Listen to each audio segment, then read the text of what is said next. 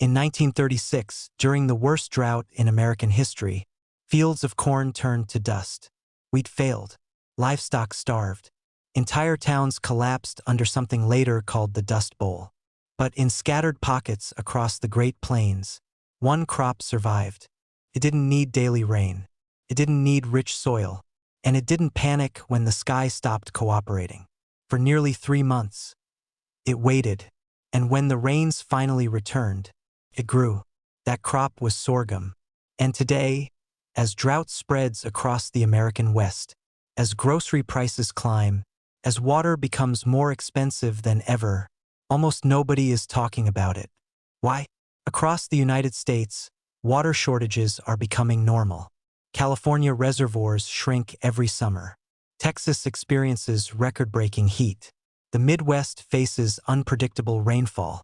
Modern agriculture depends heavily on irrigation systems, fertilizers, monoculture crops, massive water input. Corn, America's most planted crop, requires steady moisture. Without it, yields collapse. But sorghum operates differently. Where corn shuts down, sorghum adapts. And it has been doing so for over 5,000 years. Sorghum looks similar to corn at first glance. Tall stalk, broad leaves, grain head at the top. But inside it's built differently. Its root system grows deeper. Its leaves can roll inward during extreme heat to reduce water loss. Its metabolism slows down under drought, almost like hibernation. Scientists call it a drought-tolerant C4 grass, meaning it photosynthesizes more efficiently in heat. But farmers across Africa and parts of Asia have known something simpler for thousands of years. Sorghum doesn't panic. It waits, and that patience makes it powerful. Here's where things get interesting. In severe drought conditions, sorghum can enter a semi-dormant state. Growth slows dramatically. Energy consumption decreases. Leaves curl to reduce evaporation. It's not dead. It's conserving. When rainfall returns, even after extended dry periods, it resumes growth.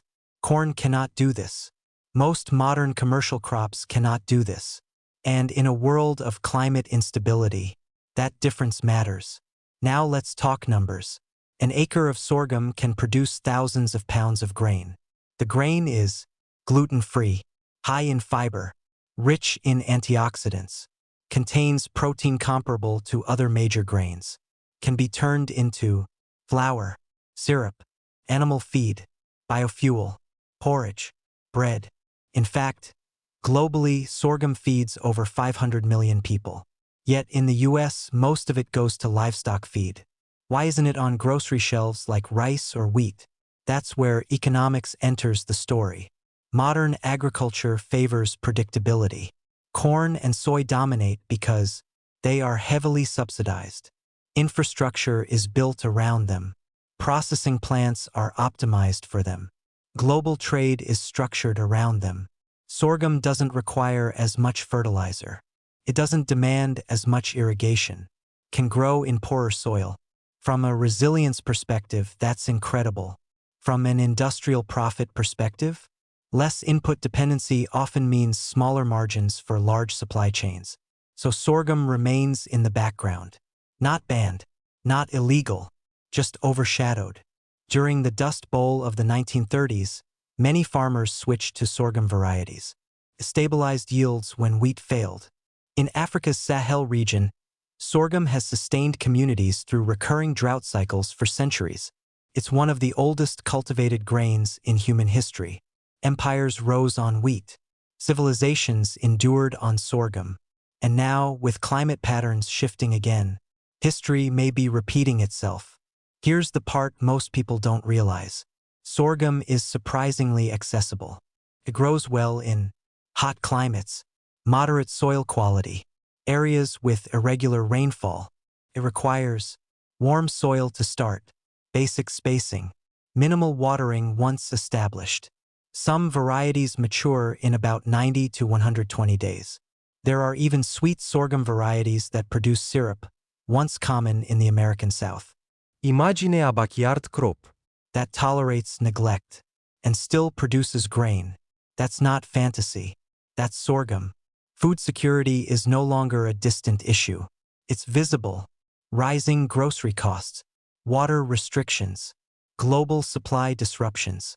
We built a food system optimized for efficiency. But efficiency is not the same as resilience. Sorghum represents something different, not a replacement for everything, but an insurance policy, a backup system, a forgotten resilience crop waiting quietly in the background. In 1936, when the sky turned against America, some crops vanished, but one stayed. It bent with the wind, curled under the sun, waded through the dust. And when the rain finally came, it rose again. The question isn't whether sorghum works. History already answered that. The question is, why did we stop paying attention? If you found this valuable, consider subscribing, because sometimes the future of survival is buried in the past.